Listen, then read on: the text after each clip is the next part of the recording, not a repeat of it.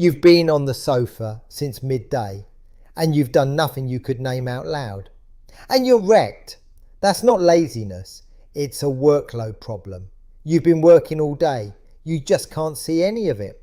Someone asks what you did today, and the honest answer is nothing. But nothing somehow took everything you had. You didn't move, you didn't lift anything, you didn't break a sweat. And right now you'd lose a straight fight with a flight of stairs.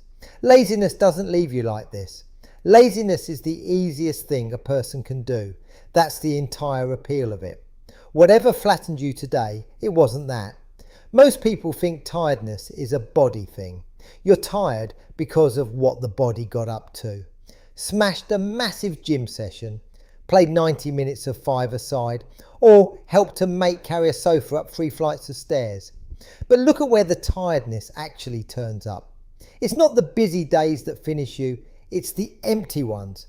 The days with nothing in them at all.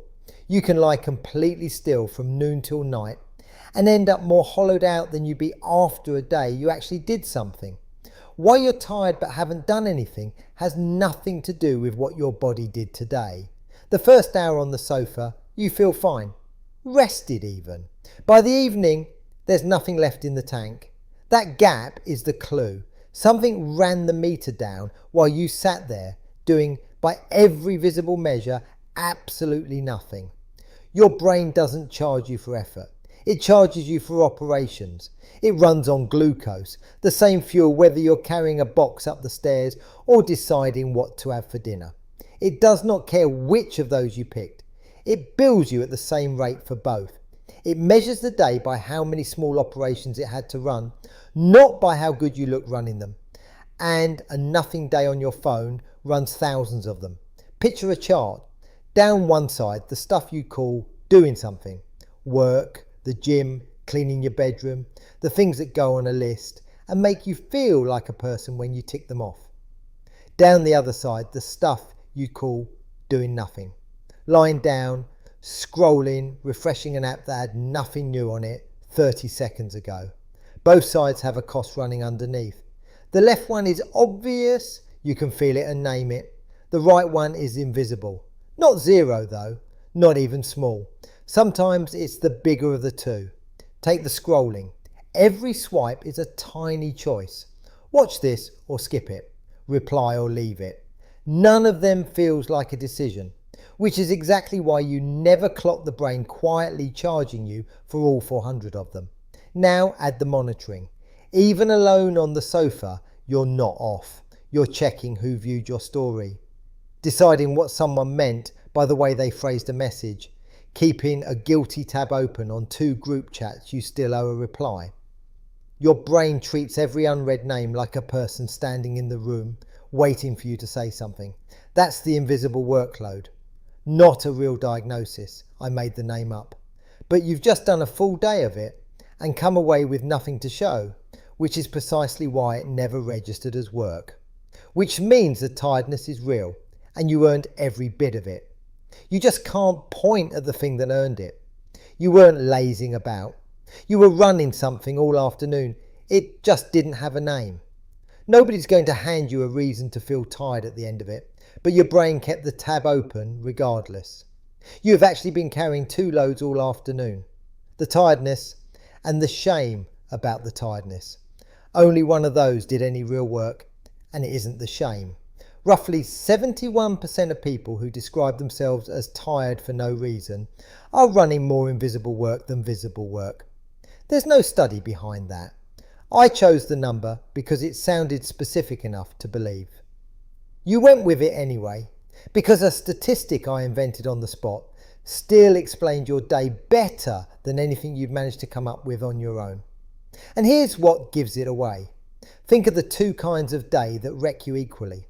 The day you actually grafted and the day you did nothing whatsoever. Opposite in every way you can see. Identical by bedtime. When a full day of effort and a full day of sitting still leave you in the exact same heap, effort was never the thing being measured. The sofa sorts people into 2. One of you is certain this is the recovery. This is my rest. I've earned it. I'm recharging.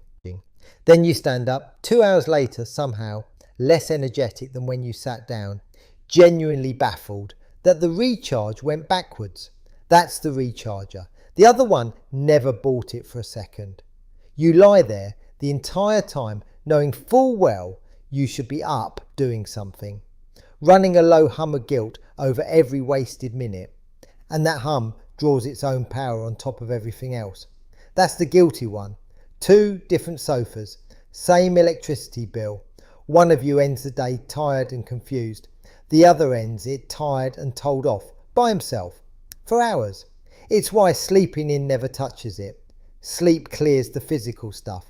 And none of this was physical. You can get your 12 hours, reach straight for the phone, and burn through a full day's budget before both feet are on the floor. And it's why the big planned rest lets you down too. You block out a whole Sunday to do nothing, then spend it doing the loudest possible kind of nothing, thumb going, 12 tabs of other people's lives. And by Monday, you feel like you need a day off to recover from your day off. So on the surface, it's simple enough. You do nothing, you get tired, you feel guilty, you do a bit more nothing about it. But the phone was never you relaxing. It was you hiding. It gives you somewhere to be that asks nothing of you and never hands back a report card. The sofa is the one spot all day where nothing can go wrong because nothing is being attempted. You weren't resting, you were dodging. Dodging what, though? Put it down, sit in a genuinely quiet room, and the question turns up inside about 90 seconds. What did I actually do with today? And close behind it, the one you never say out loud. What am I doing with all of them? You'll do almost anything to keep that second question from arriving, up to and including lying flat for 9 hours, pretending it's relaxation. Underneath the whole thing sits a rule you picked up young and never once checked. A day with nothing to show for it means you were nothing that day. Rest has to be earned first, and you never quite feel like you've earned it. So you never actually take any. You just hide from the question until it's late enough to go to bed and file that under day off, which is a fair amount of philosophy to be running underneath a lad lying flat on a sofa watching strangers assemble flat pack furniture on YouTube. So tonight, put the phone in a different room for 1 hour. Not because screens are evil, because your brain needs 60 minutes where nothing is asking it to decide or reply. Then do something boring on purpose. A walk with no earphones in, or a cup of tea by the window, staring out like a Victorian child. If it's dull, the meter's off. That's the whole trick. So why you're tired but haven't done anything is the wrong question. You did plenty. None of it had a name, so none of it counted. Your brain went ahead and counted all of it regardless. Not I'm lazy and I binned another day. Try I spent the day doing work that doesn't show up on any list. One of those keeps you pinned to the sofa, feeling like a waste of a person. The other one gives you a reason to go and leave the phone in the kitchen. Anyway, I'm off to lie on the sofa and do nothing for a while. Properly this time. Phones in the other room and everything. If that helped, consider subscribing. It gives me an excuse to make another one.